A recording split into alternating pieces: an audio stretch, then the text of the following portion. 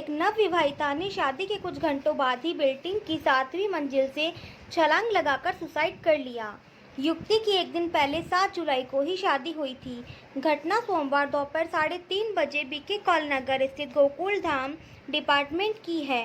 घटना के बाद मृतक महिला के परिजनों ने दूल्हे और ससुराल वालों पर गंभीर आरोप लगाए हैं, जिसके बाद पुलिस मामले की जांच में जुटी है।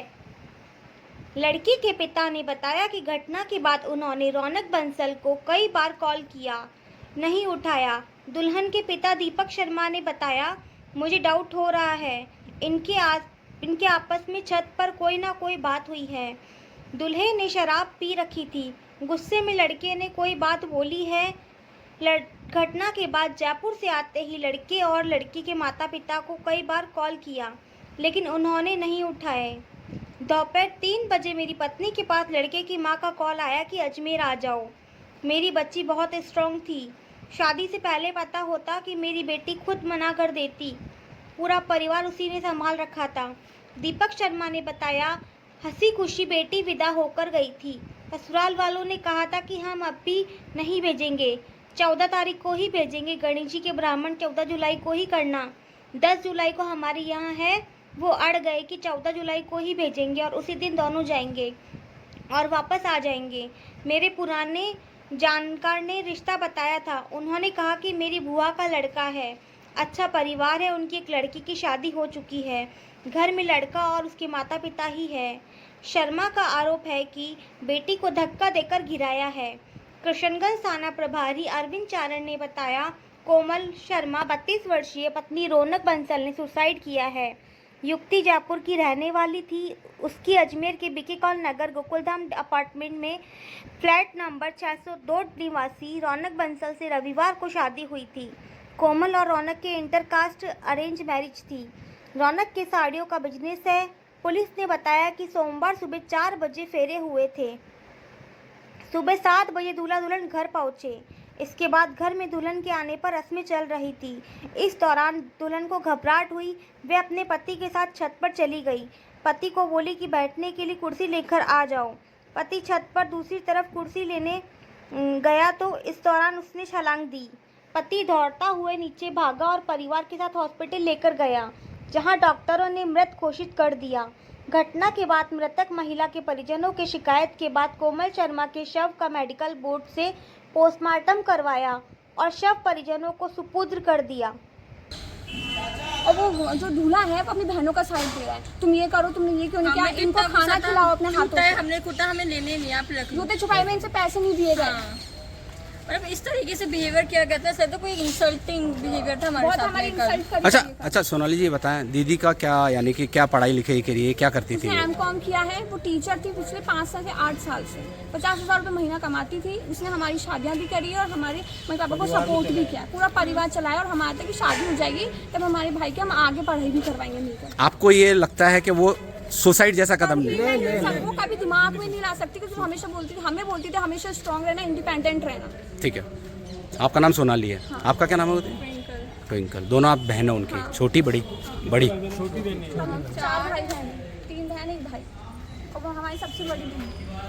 पिछला सवाल, क्या आप कार्रवाई चाहते हैं इस मामले में? हम तो चाहते हैं कार्रवाई। हाँ, न्याय चाहते हैं।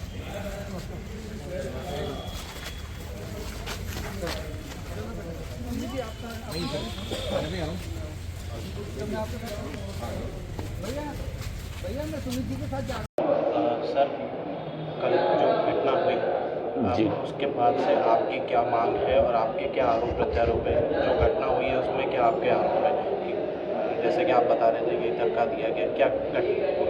मेरे को पूरे इसके बारे में पूरी रिपोर्ट चाहिए कि 2 घंटे में ऐसा क्या हो गया, जिससे कि क्या नाम है ना, मेरी बच्ची के साथ में ये हादसा हो गया।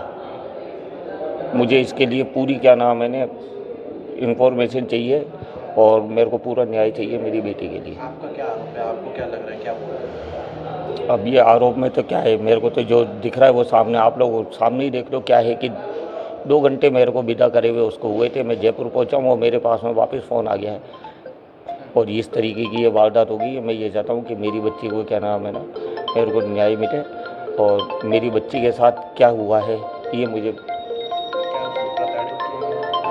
क्योंकि आपने जो शिकायत करती है उसमें दहेज की बात कही है उसमें सर प्रताड़ित वगैरह ये तो मुझे कोई पता नहीं है ना, क्या इनके वो चल रहा है। 2 घंटे में ऐसा क्या हो गया जो इन्होंने मतलब इस तरीके से ये चीज़ हुई है। तो इसके बारे में मेरे को तो पूरा न्याय चाहिए मेरी बच्ची के लिए, और इससे ज़्यादा मैं कुछ नहीं। बॉडी में लेके जयपुर जा रहा हूँ। और मुकदमा दर्ज कराया है, तो उस पर कोई कार्रवाई जो हुई है उससे क्या संतुष्टि मिली, क्या लग रहा है? कार्रवाई तो अब मैंने तो कल करवाई दी है ना, अब वो तो देखो अब ये पुलिस प्रशासन और क्या करती है क्या है सारी चीज़ें। मेरे को तो पूरा सहयोग चाहिए कि मेरे को न्याय चाहिए। रात को डोला भी थाने आया था, किसी तरह की बातचीत हुई थी आपकी उससे? उनसे बात हुई थी तो वो मेरे को यही बोल रहा था, बोले कुछ नहीं है, वो ऐसा हुआ है, हम छत पे गए थे। मैंने कहा जब आप 3 बजे 2 बजे 2:30 बजे जो भी आप टाइम में दोपहर में गए हो तो पहली चीज़ तो लेके क्यों गए, और फिर लेके गए थे तो फिर साथ में जब अगर ऐसी चीज़ें दोनों में आपस में क्या बातें हुई है, मेरे को तो ये डाउट है कि छत पे इन दोनों में कोई ना कोई इस तरीके की कोई घटना घटी है जिससे कि ये क्या नाम है ना ये चीज़ हुई है। आपका नाम सर? दीपक शर्मा।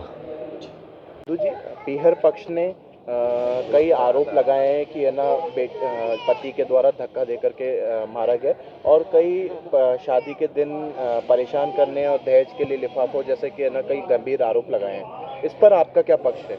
पर मेरा पक्ष तो ये है कि ये सब झूठे आरोप लगाए गए हैं इन्होंने। बिल्कुल हमने कोई डिमांड नहीं करी, आज तक इन्होंने बात नहीं करी। हमने पैसे की इन्होंने शुरू से ये हमको ये बोला था कि हमारे पास पैसा 0 है। मैंने कहा कोई पैसे लगे, हमको तो बच्ची चाहिए, बस कुछ नहीं चाहिए हमारे को। और आज तक डिमांड हमने कुछ भी नहीं करी है, 1 रुपये की भी बात नहीं करी है इनसे हमने आज तक। और सारा खर्चा शादी का हमने करा है, इनसे कुछ नहीं लिया। उन्होंने कहा कि जब रिश्ता तय हो रहा था तब है ना उनके द्वारा 2 लाख रुपए जब आपने डिमांड किए थे वो नहीं, हमने कोई डिमांड नहीं करे थी। उनका आगे के